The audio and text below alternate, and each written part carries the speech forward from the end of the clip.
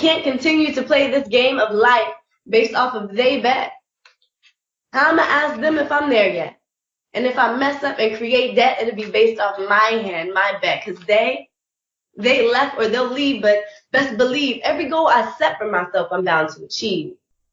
Buy Black Podcast, episode 71, The Forever 7, Compilation and Original Poetry by RaeAnne Chanelle.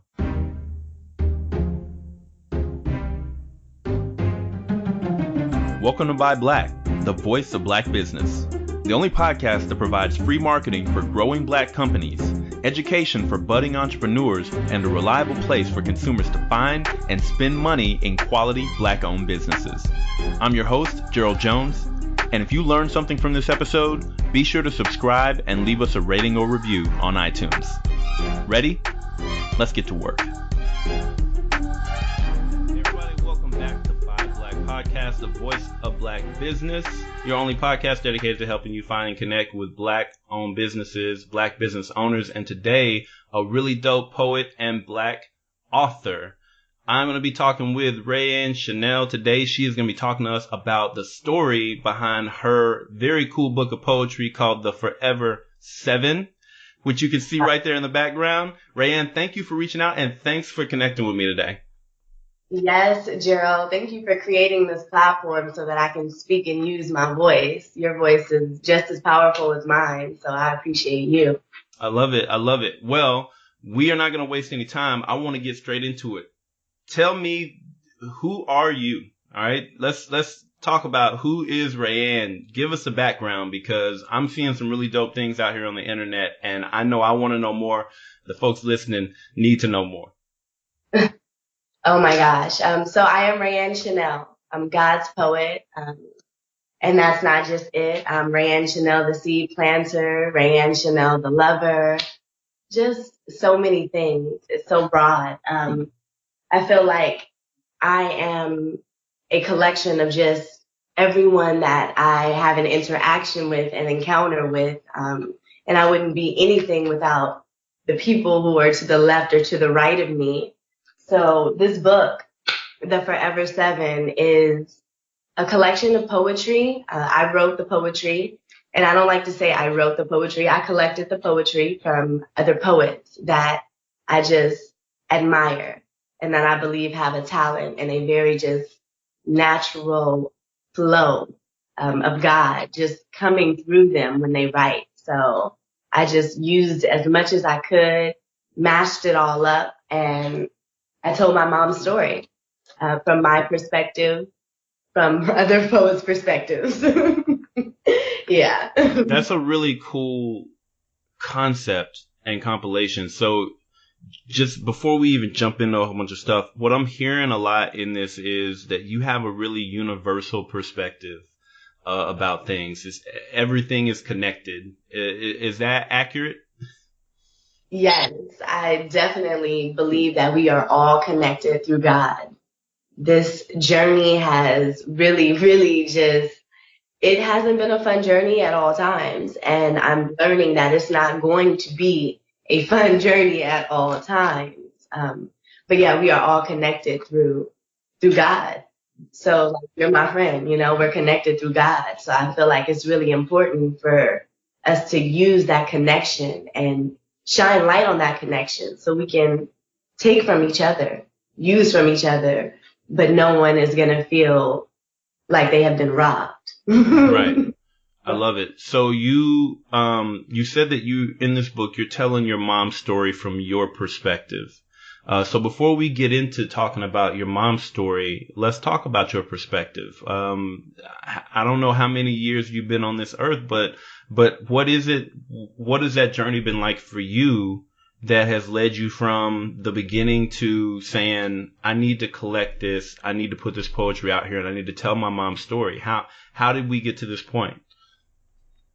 Oh, wow. That's a very good question. So pretty much I've been writing for a very, very long time. I'm 29 right now, and I've been writing since I was in the 6th grade, probably before that. I've been writing since the first person in my family died. And since then, I was always the person that was given the honor of creating something to honor the person who passed away. Okay. Well, that kind of started my process of writing. And when my mother, she was diagnosed with multiple sclerosis in 2004, and I did another creative project. And just recently in 2017, she was diagnosed with a mental illness. So that I felt like there was just a lot of stigmas with that. And because of her mental illness, people didn't want to hear her and listen and support. And just pretty much everything that led her into this situation, it still happens. The cycles still continue. So she pretty much just forced me. I just wanted to have an event, and I wanted to be spiteful, and I wanted to tell this person that they hurt my feelings and that they hurt my mother's. They deserve a smack in the face, and my mom opposed to that. Mm-hmm. She just said, well, and so I did. So that's how it pretty much started there from here. I wanted to come full spiteful, like, and just. Because we all have that in us, right? Like when you know somebody's wrong and they need to be put out there, and you got all the tea, it's really hard to just be like, I love you. Yeah, but I mean that's what we have mothers for, right? Like they just come in and just say, okay, so that's a good idea, but also maybe we could do this. Yeah, so that sounds like a really interesting journey, right? Your mother was diagnosed with multiple sclerosis now 15 years ago, and then walking with her through, because I know that's a disease where you really need somebody to walk with you and eventually, physically be able to walk with you. So how has that journey, walking with your mom and doing that, how did you take that to the Forever 7, and what does that even mean, right? How do we get to the Forever 7? I'm really curious about that, the title in and of itself. What does it all mean? Oh gosh. My goal is eternal life. So the Forever 7 it's one of the seeds that I am planting. Ancestors before me have planted so many seeds, and this again, I feel like it's a collection of one of the seeds that I planted. You can only tell, what type of fruit it bears until it grows. Mm-hmm. So I grew, and I'm here to remind everyone of who I came from, my grandmothers, my grandfather, what they have done for my city. And the Forever 7 is, it's a reminder to let everybody know, like, I'm coming. I'm coming. So take the seed, put it out, and once everything comes into fruition, it will make so much more sense. Okay. What's coming? I want to know. Where are you going next? What is this seed being planted to grow? I don't know how to ask the question, but I want to know where you're going next, because like when I watched that video, you did that short, that short set, and there's just so much in your words and behind your words and in the way that you interact with the people in the audience. It's like I know there's a whole lot going on right there. I'm trying to dig it out of you. Give me a little bit more. Where are we going? All family. I want to give recognition to my family. So the goal is to create a foundation and to give recognition to my family. My mother, she had a mental break. So this was in her whole life. And I didn't know. Nobody knew. So my goal is to redeem what was lost and turn it into something that I can honor.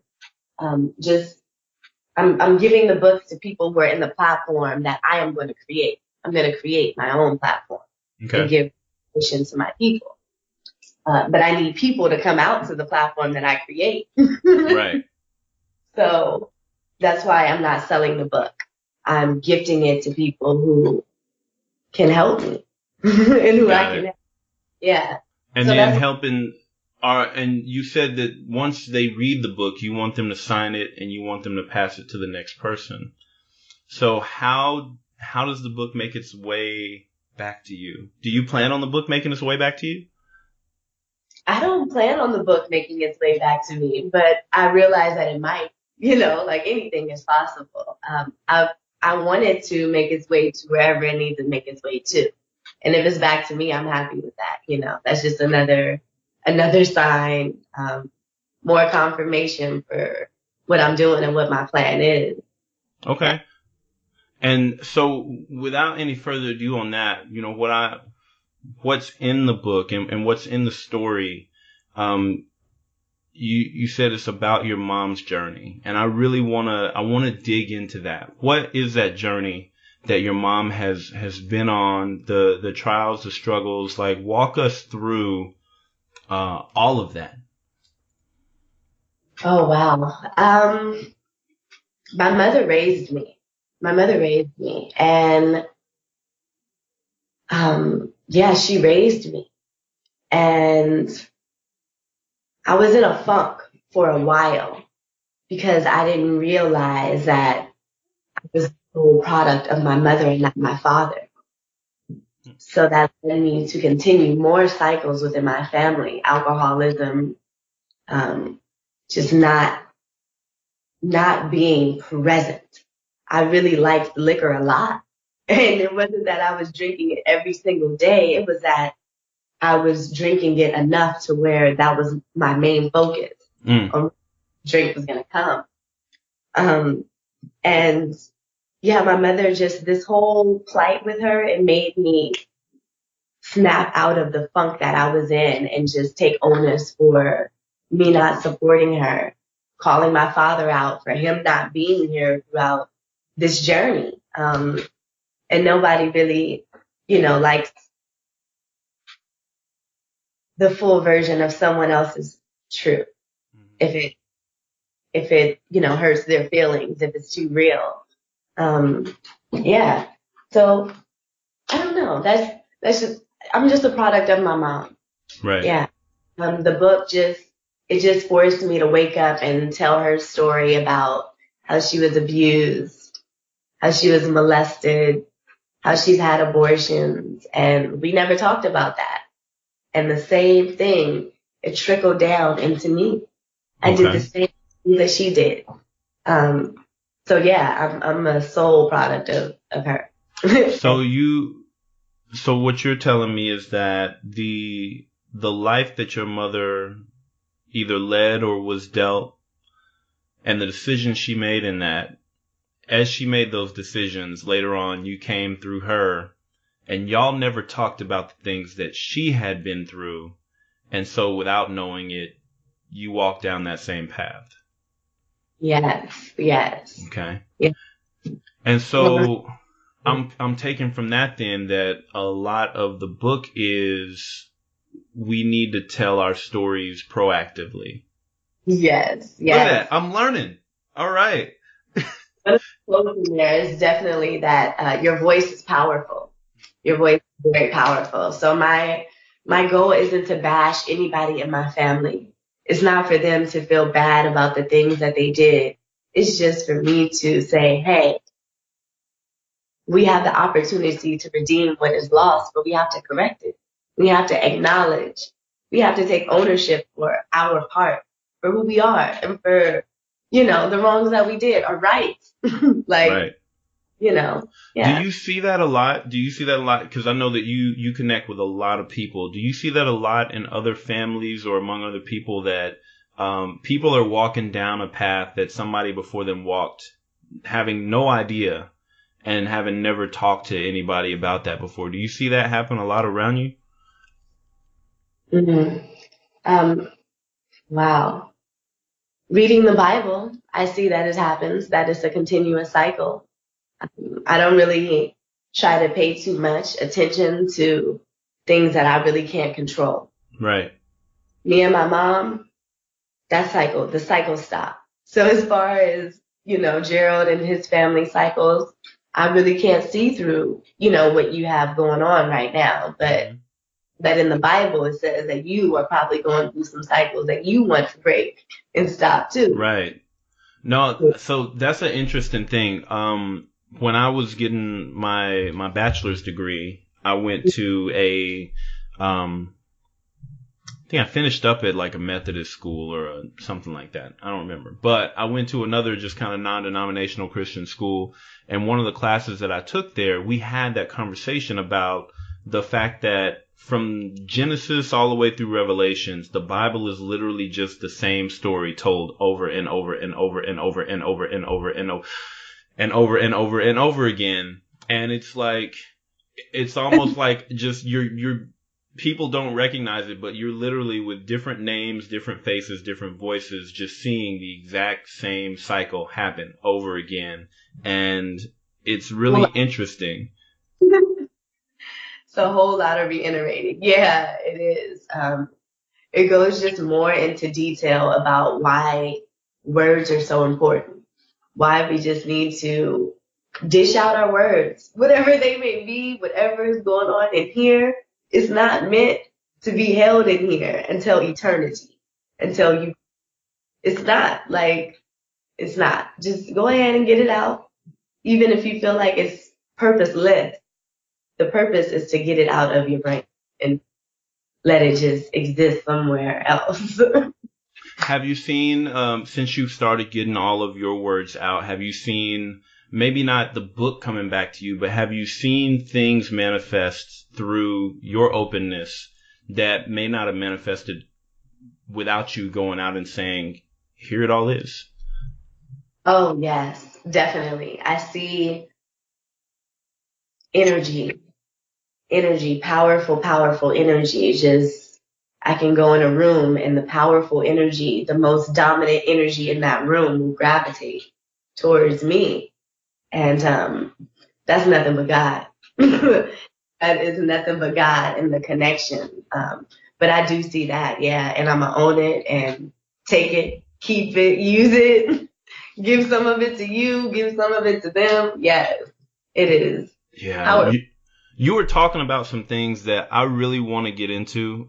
It's hard to find people who want to talk about the power of energy. And when you're talking about we're all connected through God.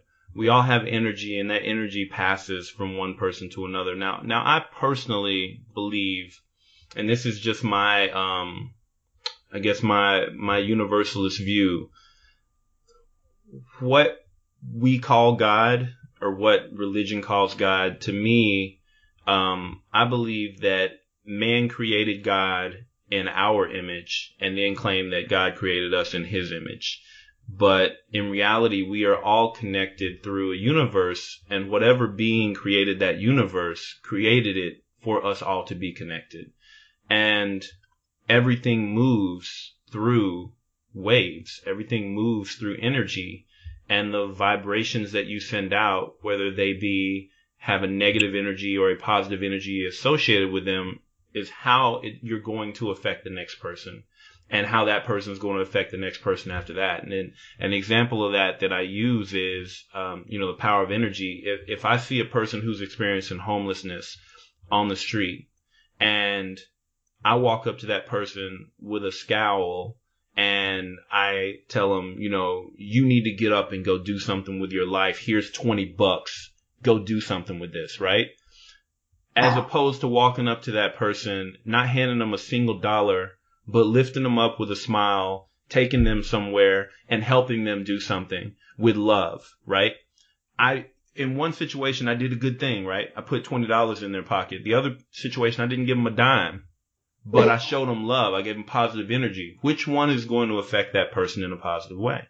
Which one is going to affect the universe in a positive way?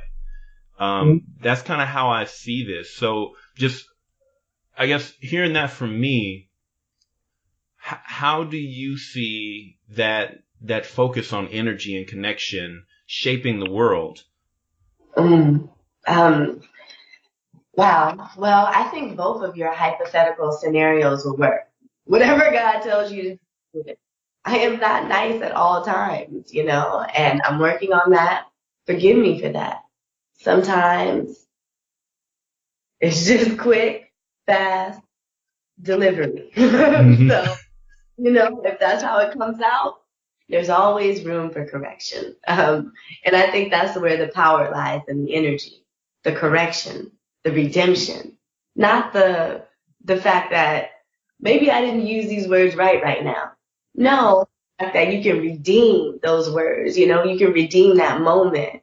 You can make somebody else happy, And that's where the energy waves lie. Like just realizing, ooh, I wasn't nice right there. So let me put forth some real good energy when I go, into this environment so that I redeem myself, No, Yeah. I agree. We can't all be great. I mean, I know me, like at least the last 2 weeks, I have done absolutely nothing. For 2 weeks, I've done nothing. I've sat on my butt. I played Call of Duty and I did no work over this break. And like, I know that there are people who depend on me to do things. I know this podcast didn't come out for 2 weeks, right? I had people just like, where's my show, right? But I was just like, you know what? I don't have it in me, right? I don't have the energy right now to give. So, how do I give you something I don't have, right? Yeah. And then you come out of it and you're like, well, now that I have it, Yeah. do I want to give it all away immediately? You always got it. And he's always going to give it back to you. Sometimes there is moments where I'm tired and I feel like I need a rest. So I rest. But I'm not going to rest forever. Right. He always gives that energy back to me. And scheduling. Oh my God. Scheduling. Very important. Very important. I see you with your calendar in the back. Yep. Yeah. Calendar back there, my productivity board. Yeah. I love it. So he will always give you the energy, like, especially if you're staying on top of it. Don't be discouraged. Put that time into yourself, like always make sure that you have time and that energy because you're going to create it. It's on the calendar. You can't miss it. This is true. You're right. Because I even today, right, I went to work. I got off work. I said, I'm going to the gym. Go play some basketball because I need to work out. But I knew I got to leave the gym by a certain time because I got to take a shower by a certain time because I got to get on this phone call with RaeAnne so we can have this conversation. So yeah, you're absolutely right. If it's on the schedule, we'll find the time and the energy to get it done. I really want to know a little bit more about your next steps. Oh, the book is out and you're giving it away. There's a limited number of copies. We talked before about the number 27 and the power of just the numbers that you've chosen associated with this. Talk to me a little bit about that. Yes. 2 is my favorite number and 7 is my favorite number as well. So I combined those. My name has 7 letters, RaeAnne. And also in the Bible, I'm still in Exodus, but there was a lot of 7, 7, 7 on the 7th day, get your rest. There was a lot of the number 7 in there. So I felt like I could also use that to subliminally incorporate God, and not just make it focus on me. Because I'm not the focus of this book. It's everyone. Yeah, so the numbers 27, that was a good number that I felt I could invest in myself. Yeah, my mother would always stress the importance of investing yourself. So although this book is an ode to poets that I come from and an ode to my mother, it's also an investment in my mother, in those poets, and in me. The goal is for us all to get in a room one day. All of the poets that I admire, that I look up to, that helps me create this. Mm-hmm. The goal is to all get in a room and make things pop in Jesus' sweet name. I love it. So what are the next steps? And really, what is it that I can do? What is it that the folks who are listening to us now or who are going to listen to the podcast when it comes out can do to help you bring that to fruition? Because we got to manifest it. Yes. Like, keep me in your prayers. Keep my mother in your prayers. It is manifested. It is coming into fruition as we speak in Jesus' sweet name. Like, all I need is prayers. And when the day comes, I will specifically tell you guys, this is the day. This is the day. Come out.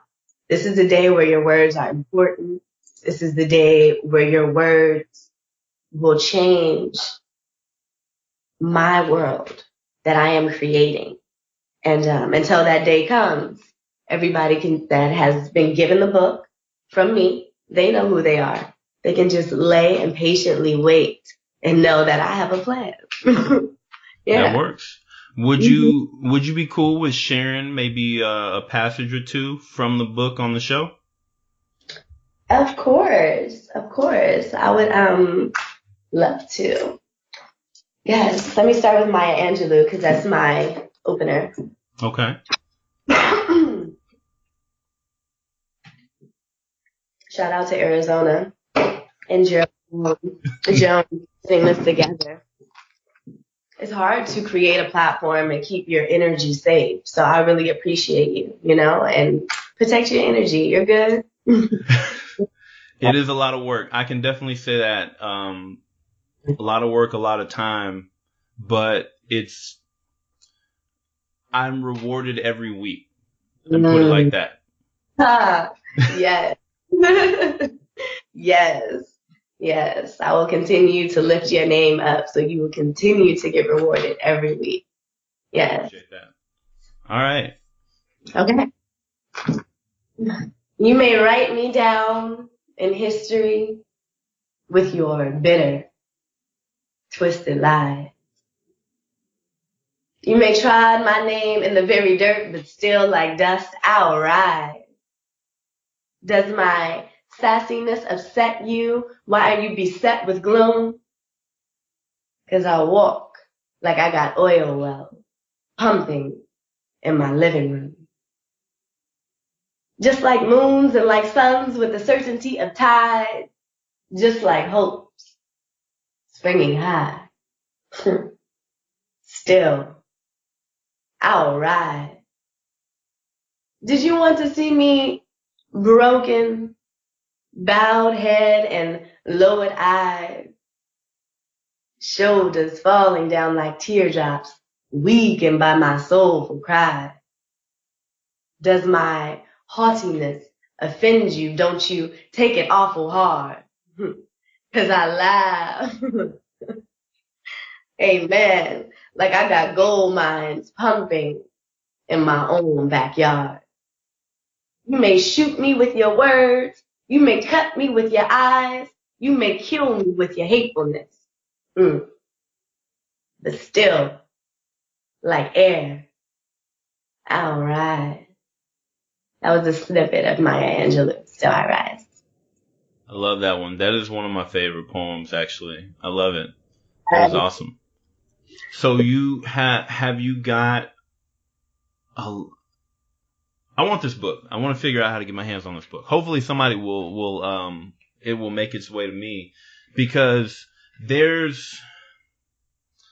it's one thing to have a poet that you really like and going through their collection, right? But then having a collection of different poets, and there's a lot of different poets who have certain work that has a similar energy, right? A similar, I'm going to say, eternal energy, right? Forever 7. And that is one of those poems that I kind of, just from listening to that, I kind of get a feeling for what the soul of this book is supposed to be about. Do you have any of your original pieces in there? Because like I said, I watched that video and I want to steal a little bit of Right. what you got going on inside of your head too, because that was dope 4 minutes on YouTube, and I couldn't find any more. You gotta get some more out there. Thank you. Yes, I do. I'll do they.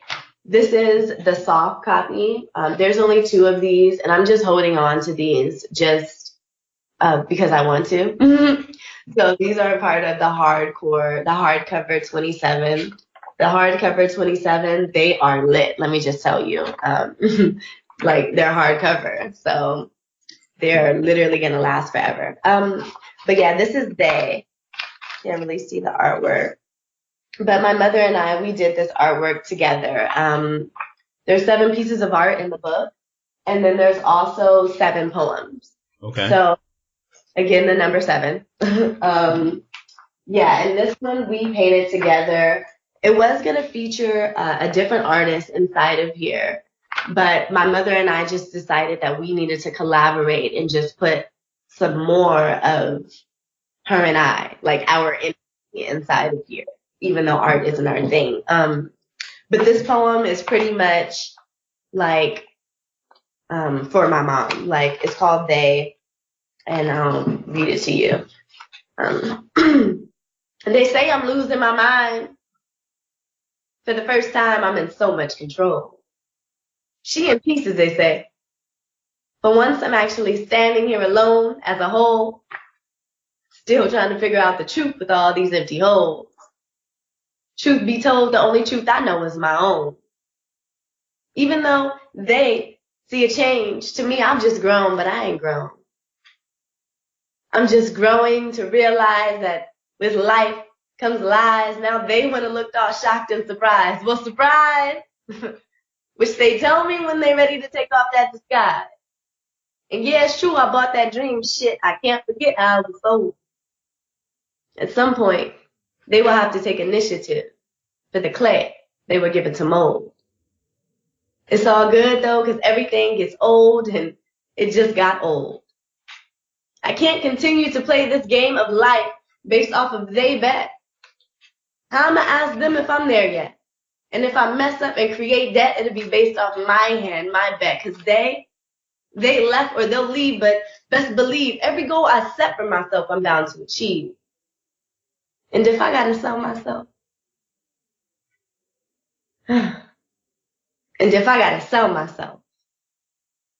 I promise to never sell myself shorter than I already did, tackle every hurdles, and live my truth instead of they fib, because they ain't me. They try to live vicariously through me, but they ain't me. They don't live with me in my sheltered existence. I'm living for the future, and they stuck in past tense. My whole life, I've been trying to figure out what that got to do with me. Still, game of life. And I choose to always be a good sport. Although I see that the ball ain't going to always be on my court. And sometimes when I'm with my team, it's still going to feel like a one-man sport. And that's life. What's life if I can't live? They always told me who to be. Although I enjoyed every moment, I got to look out for me. They say I'm losing my mind. For the first time, I'm in so much control. She in pieces, they say. But once I'm actually standing here alone as a whole, still trying to figure out the truth with all these empty holes. Truth be told, the only truth I know is my own. Amen. That was that. Wow. That is dope. Did y'all write that together? Did you write that for her? Yes, I wrote that for her. Again, just absorbing more poets that came before me. I tried to tap into their mind for the Forever 7 and kind of step outside of myself. Yeah. So yeah. You have a way with words. Let me just say that. I think there are a lot of people, like you said earlier, our voices are important, right? Mm-hmm. But a lot of people use their voices in different ways. There are a lot of people who don't vocalize with their voice. Their voice comes through action in a certain way. Their voice comes through the stroke of a pen or a paintbrush, right? It seems like you have a way with words probably in both, right? But definitely in conveying eternal truth through words, you have a way with that. That is phenomenal. I personally have a bias towards trying to tell you, hey, so the Forever 7, I love it, but we need a book of RaeAnne's poems that she's going to sell to us, because we all want this in our repertoire, or maybe like an audio book that we can just listen to on the way to work in the morning, because I mean, that was beautiful. That was beautiful. Thank you. Thank you. Thank you. I like what we have going on though. You know, I like the exclusivity of this. Now they can only catch me on Gerald Jones's platform. So, you know, if I keep it like this, then I will be able to take people with me on my journey and not just myself. I like it. I like it a lot. What haven't I asked you that I should have asked you? Okay. Oh, so I'm going to have an event in July. I'll let you guys know when. But yeah, that's where you will be able to get one of the hardcovers. I'm going to have a raffle, and I'm going to keep that tradition going. Every July, you guys can catch me in Pasadena. There will be a raffle.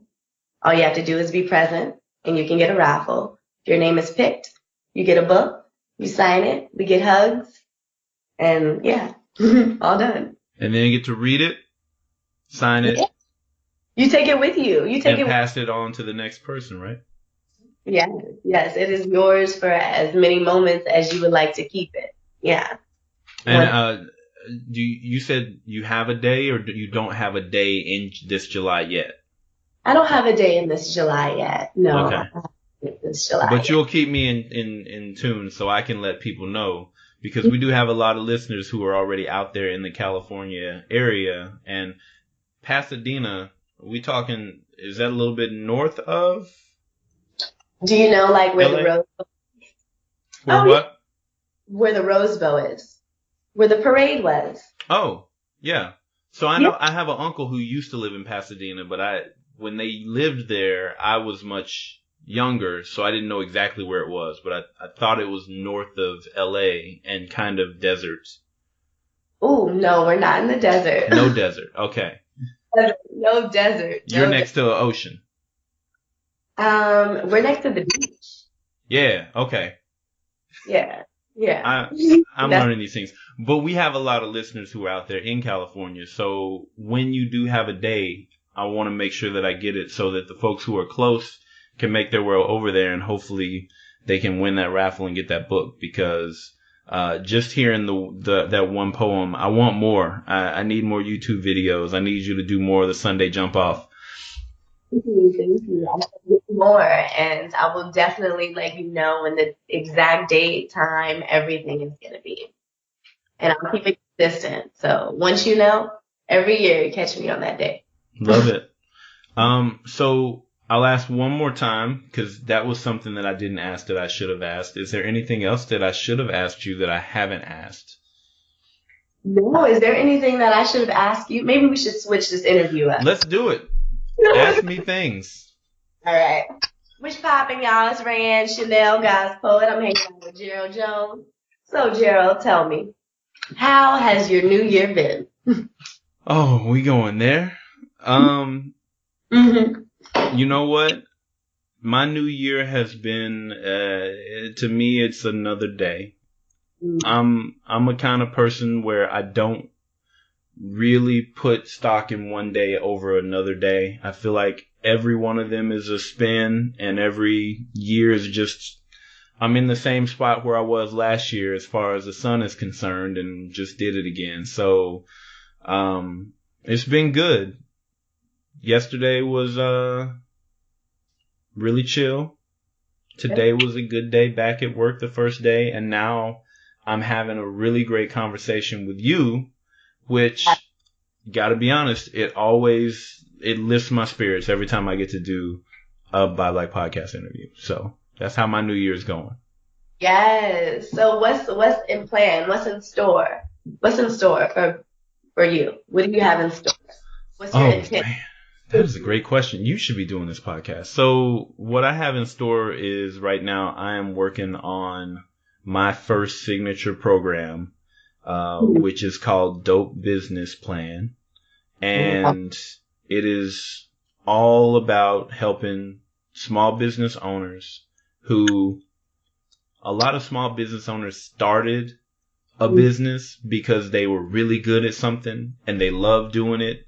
And people were like, you're so good at this, you need to start a business. And they said, I should start a business. And so they started a business doing the thing they love doing, but they're not business people. And so what they end up with is a business where they're doing all of the work because they don't know how to run a business and they have no plan. And so my Dope Business Plan program is going to be taking those people who have those businesses, walking them through a process to actually put a structure around the business, put a frame over the business, put a foundation under the business so that they can build the business so that it functions whether they're there or not. Because the worst possible thing that could happen to you is that you start a business because you love doing what you do, and then you hate doing what you do and you hate your business, but you feel trapped because you're the only one doing it. I want to help people get out of that trap. Yes, yes. So you're going to use your tools and you're going to pretty much give them away so that they can develop their business, maintain it, create a plan, structure. Yep. Because that's my thing. As you can see, I mean, I'm a productivity guy. I'm a plan. I'm a structure. I sticky notes on a whiteboard that tell me what I have to do, what I have to do next, what I've already done, and walking through that process. That's what I do. So I figure if I can take what I love doing and teach somebody else how to do it so that they get freedom, I'm living my purpose. Yeah. That is so beautiful. So who do you have lined up? Who is one of the business or unbusiness savvy, persons that you're going to work with? So I've got a couple of local small business owners that I've already lined up to test, to walk through the program for a highly discounted rate. And by highly discounted, I mean free, because they're getting value out of it, and I'm getting the value of seeing what needs to be in the program and what's not. So I've got 2 local businesses that I'm actually going to walk through this entire program handheld with, so that they get the benefit out of it. They can give me the feedback from it. I can actually put everything that we do into a program. And then, of course, the testimonials of, he did this. Now I'm making more money and I get to spend more time with my family. And that's, that kind of stuff. So right now it's very small, but I like it that way, because I don't want to go out and say I can fix everybody's problems, because you got to help one person first, right? Yeah. So that's where I'm starting, with one person. Yes, that's awesome. Well, you're starting with 2. You said you got well, yeah, but 2 businesses, 1 family. Oh, okay. Yeah. That's beautiful. That is so beautiful. So you plan on heightening them and then just pretty much cross-promoting? Yeah, once I have them helped and once I have my program built, then I go out and I spread out and I say, okay, I've done this once or twice, right? Now let's expand it. Let's do it 3, 4, or 5 times. And then once we've done that, and if we're getting the same feedback, now it's ready to go big time, right? And so that's what 2019 looks like. Is the first quarter is really proof of concept. Yeah. Second quarter is going to be growth. Second half of the year, full-fledged. Yes. So where are you based? I'm in Omaha, Nebraska. In the middle of everything. Omaha. So which July you coming out here? So that's actually interesting. Not July, but there's a conference I'm speaking at in March that's in Anaheim. So I'll be out there speaking at a conference in Anaheim, and I've got, like I said, I got an uncle who lives used to be in Pasadena. Now they're actually down in Orange County, not too far away from Anaheim. So I'll be staying with them for a couple days and speaking at this conference. But I think that's like my next opportunity to come to California. I don't know if I'll be able to come this July, but maybe the next July I'll be completely free because I will have done so good a job of freeing business owners that they pay me so much that I'm free too. And then we can all just come out there. And do I only get one ticket in the raffle, or can I buy like 1,000 tickets to put into the raffle? The tickets are not for purchase. You just have to show up and your name goes in. Everybody gets a ticket. You are creating just this love ethic that I'm digging right now. Just people just come and be a part, be connected. Yeah. That's really powerful. I think you were powerful. You were powerful. I can't wait to see you in March. I'm going to put that on my calendar. I'll be out there. Works. That works. Definitely. Let me know the date, time, and I shall be there. Golden. You speaking? Say that. Say one more time. Are you going to be speaking? Yeah, I'm speaking. It's a training conference, and so earlier this year, no, that's a lie because it's 2019. Near the end of last year, I went to Toronto and I delivered a training session to a bunch of people who do training at a training conference. My life is very meta. So. What do you mean meta? Well, because so one of the jobs I do is I certify people in training evaluation, which means that I evaluate training evaluators on how well they evaluate training. Right? And then when I go speak at training conferences, I'm going to a training conference to teach trainers how to train better. So I tend to do a lot of that meta level stuff like, oh, no, I'm not training people. I'm training the people who train people.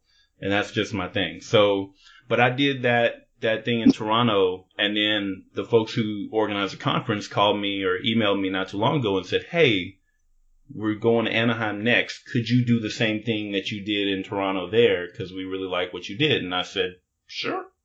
So, yeah, that's what's up. Yes. That sounds awesome. Well, I look forward to seeing you there. Yeah, one thing I do love doing, I love talking in front of crowds, and I love teaching. I'm not really good socially. Like just going into like when you said you go into a room and the energy of the powerful energy is attracted to you. Mm-hmm. When I go into a room and it's just like a social environment, I repel all of the energy away from me because I'm very introverted and I don't want the attention. I don't want to talk to anybody. I don't want anybody talking to me. I want to listen to their conversations and then go to my own corner. But when there's a stage or a microphone or something like that, I love it, right? If I've got something specific to say, put me on stage, put 1,000 people in front of me, I got you. But as soon as that's over with, I'm exiting stage left. Don't talk to me. Oh my goodness. I know what you mean though. I'm developing I'm developing a relationship with people outside of myself. Like it's something to adapt to step outside of the door and know like, okay, wait, I have to acknowledge other people. Like it is sometimes, like a little nerve wracking because you never know. Like you say hi to this person and hey, how's it going? They're like, yeah. There's introverted people out there who like, oh, too much human. All right, I gotta go. And I don't run, so I probably scared you out of the room. Like if we were in a room, you'd be like, I am out of here. Like, but I think God trained me to be that way. Like it wasn't always like that. I used to be standoffish, shy, and now I can't. Even if I wanted to, I just can't sit down. He's like, no, go over there, go say hi, go give them a hug, go give them a high five. Like Sorry. So question, are you doing any like any local mentoring or development like that? Because like even watching your video and I think you connected with somebody in the crowd named Dee Dee, right?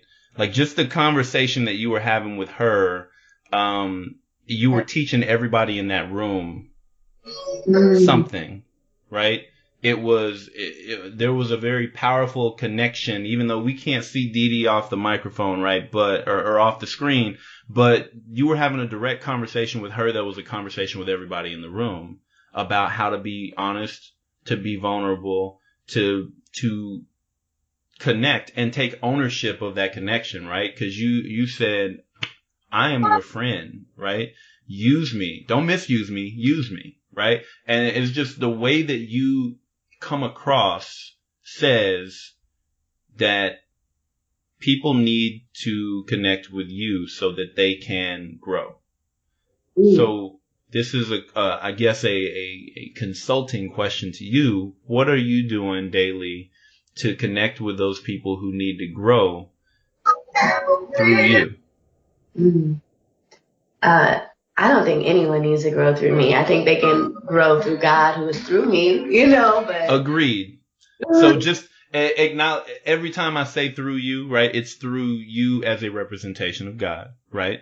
But you are a unique representation, and the way that you interact with people, or God interacts with people through you, is unique and powerful. So my question stands. Okay, what was it again? What are you doing daily or regularly to find those, I'm going to say, younger people who need to grow and learn through you? Because you have wisdom, right? And not only do you have wisdom, but you have a way of conveying that touches a person's soul. Yeah. And there's a lot of mentorship going on out there, but it's very focused on people like me, right? Let me show you how to be productive, a productive member of society. But there's not a lot of people that are mentoring to teach other folks how to be human beings. So what are you doing there? Myself. I use just the human interaction. So I go out daily. Every single place that I go, I carry my hardcover book with me. Every single place I go. And I get interactions, and I put this book in their face, and I ask for them to sign it. Until I have the place where I can do all of the things that I want to do, it's important that I position myself. So although everyone may want me to be in a classroom or be more accessible, until I have that foundation that can give me accessibility or give people accessibility to me, I will continue to expose myself and put my name out there until my foundation comes and they can meet me there. I love it. I love it. All right. I interrupted your interview. Were there any other questions that I need to answer? You put me on the spot. I like it, but had some thinking to do. What else? What else do I need to say? What else do you need to say? What else do you need to say? I don't know. I think like the only other thing that I really need to say, it's interesting because I was going to do an episode where I said all of these things, but if I had one thing that I need to say to this audience of people, it is that 2018 was a very eye-opening and frustrating year. I found a lot of people who say I want to buy black and support black businesses. And a lot of people listening say I want to buy black and support black businesses. And they listen religiously and they reach out to me regularly. But I found that a lot of times when I said, here's a black owned business, I use their product. It's right here and it's wonderful. Buy it. I didn't see the movement that I wanted to see. It's very frustrating for me. Mm-hmm. And I think if I had one thing to say that needs to be said to this audience right now is that I'm doing a lot of soul searching right now to try to figure out, is this platform the right way to get people to do the thing? Because ultimately what I want is for more Black-owned businesses to succeed through support of people who are both Black and every other color. Yeah. And if a podcast talking about it doesn't actually get people moving, I'm inclined to find something else to do that will get people moving. Mm. So if there's one thing that I feel like I need to say, it is, if you are a fan of this show and you think that it is a really good platform that gives us the ability to share these voices, open your wallets and start spending money with these companies, because that's what I'm in it for. And if this platform won't get that to happen, I'll shut it down. I'll open up a different platform that is intended to get people to actually do that. Because ultimately, I'm about results. I'm about Black businesses being profitable, growing, passing down to the next generation. And it's not really about the talk for me. Because like I said, I'm an introvert and I could totally never talk. It's about action. It's about change. It's about doing. So I want people to do. And if I see that what I'm doing is not getting people to do, I'll find some other way to make it happen. Yeah. Well, just know that you are the way to make it happen. And it is happening. You know, sometimes when you plant a seed, it takes a while for it to grow. Yeah. Right. Mustard seed. Mm. Because you don't see it sprout, you know. It's still there underneath the soil. So just, you know, stay positive. That would be my advice to everyone out there listening. Not just stay positive. Be you. And just go with God always. Be you. Be angry. Be sad. Be frustrated. Be powerful. Be you. Go with God. Let Him lead you. And you will be beautiful and great. So that sounds like the question I was about to ask you, because I always end the show, my same question, hashtag the Forever 7, with a 7 in the word 7, by the way, which they should see on their screen. But the question I was about to ask you is, my final question is always, what's your number one piece of advice for my listening community? It sounds like you might have just given it to them. So now I'm going to ask you, what's your number 2 piece of advice for the listening community? Go with God. Go with God. God will give you everything that you need. Do not go with your distractions. Go with God.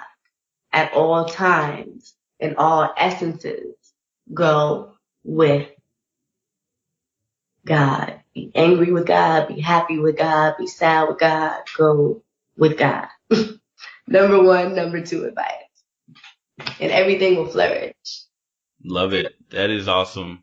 Well, RaeAnne, this has been a very enlightening and wonderful conversation. Thank you. Yeah. Wow. That was dope. All right. Nice. And for everybody out there, as you can see, go to Instagram and hashtag the Forever 7. That's S7 EVEN. And you can find both the hashtag and the account to learn more about RaeAnne's book. But that's all we have for today. Thank you guys for joining us for the show, and we will catch you in the next episode. We're out.